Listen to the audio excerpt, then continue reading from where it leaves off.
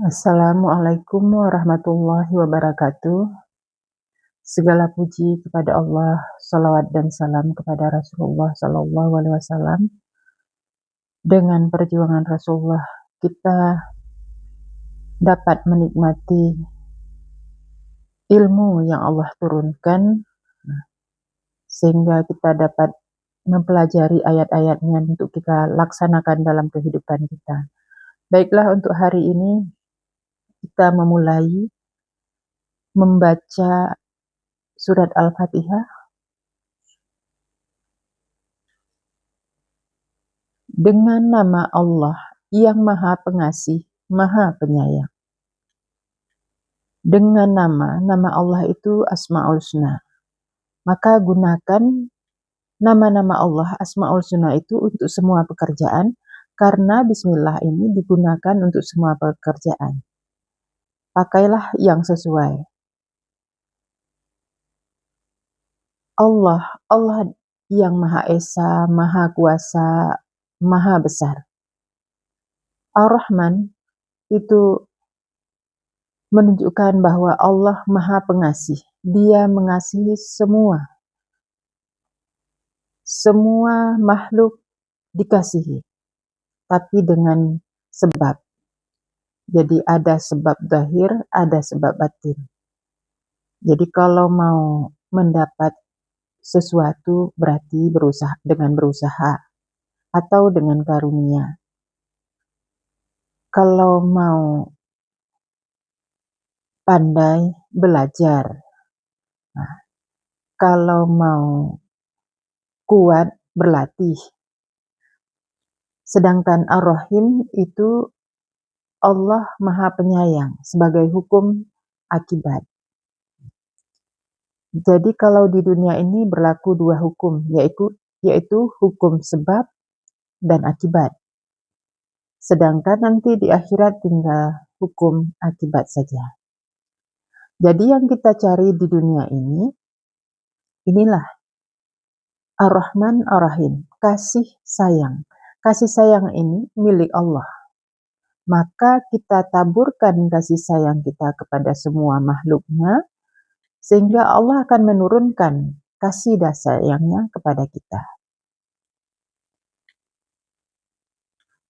Jadi ayat selanjutnya, segala puji milik Allah, Rabbi semesta alam.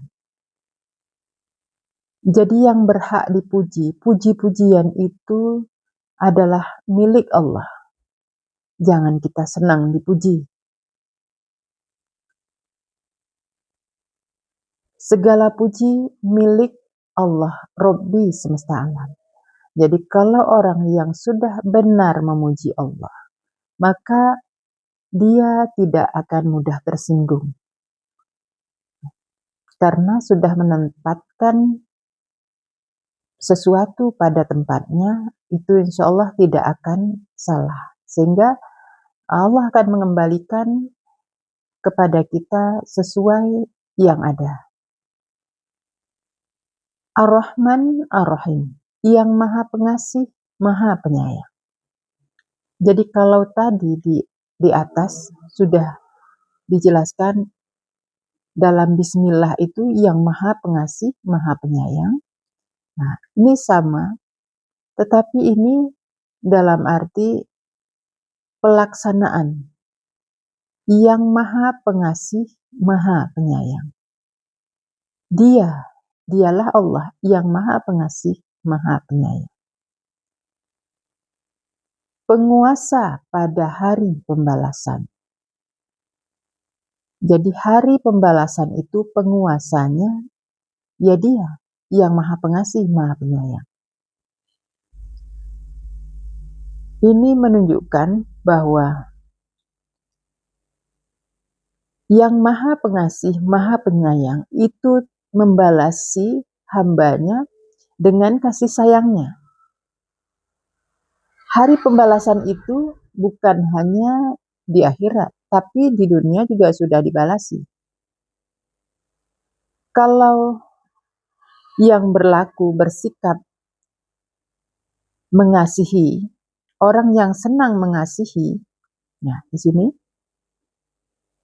ini Allah akan membalasi dengan kasih-Nya pula. Orang yang senang menyayangi akan dibalasi dengan sayangnya pula.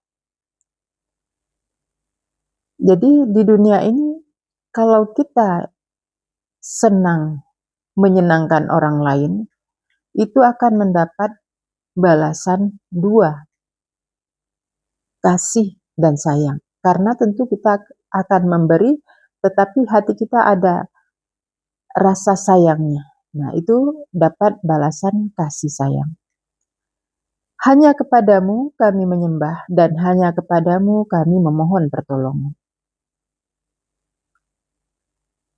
Jadi menyembah itu mengikuti dengan tunduk patuh.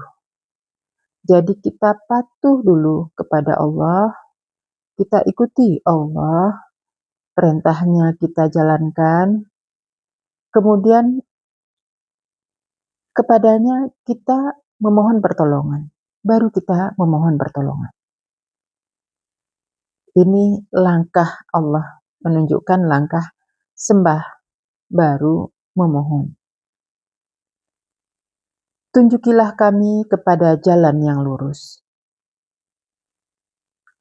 Jadi kalau kita orang-orang yang beriman, ini pasti kita tunjukilah kami jalan yang lurus. Artinya kita mengakui bahwa dalam diri kita masih banyak kesalahan, masih banyak kebengkokan. Maka kita mohon kepada Allah, minta diberi petunjuk kepada jalan yang lurus, jalan yang benar. Jalan orang-orang yang Engkau anugerahkan nikmat atas mereka. Jadi orang yang dianugerahkan nikmat itu para nabi, para rasul, orang-orang beriman sebelumnya. Itulah orang-orang yang diberi nikmat. Jalan mereka itulah, ya Allah, itu maksudnya. Jadi jelas jalan orang-orang yang Allah beri nikmat, yang diminta, yang kita minta. Bukan orang-orang yang Engkau murkai. Maksudnya bukan jalan orang-orang yang Engkau murkai atas mereka. Jadi bukan jalan orang-orang yang Engkau murkai atas mereka, dan bukan jalan orang-orang yang sesat. Jadi sangat jelas yang kita minta adalah jalan orang yang diberi nikmat. Nikmat itu adalah nikmat iman, nikmat Islam, nikmat ketaatan. Bukan jalan orang-orang yang dimurkai atas mereka dan bukan pula jalan orang-orang yang sesat. Inilah maksud surat Al-Fatihah untuk kita pahami, untuk kita laksanakan dalam keseharian kita, karena ini mewakili, inilah induk Al-Quran, induk kitab Al-Quran. Jadi kalau dipahamkan lanjut lagi panjang, karena namanya induk, dia punya seluruhnya, dan ini mewakili dari Al-Quran itu sendiri. Makanya segala sesuatu amalan apapun dimulai dengan Al-Fatihah, dimulai dengan Bismillah. Dan zikir yang utama, La ilaha illallah, yang ujungnya akhirnya juga Allah. Jadi inilah yang bisa saya sampaikan pembacaan surat Al-Fatihah. Semoga bermanfaat untuk kami dan kita semua. Saya akhiri, Assalamualaikum warahmatullahi wabarakatuh.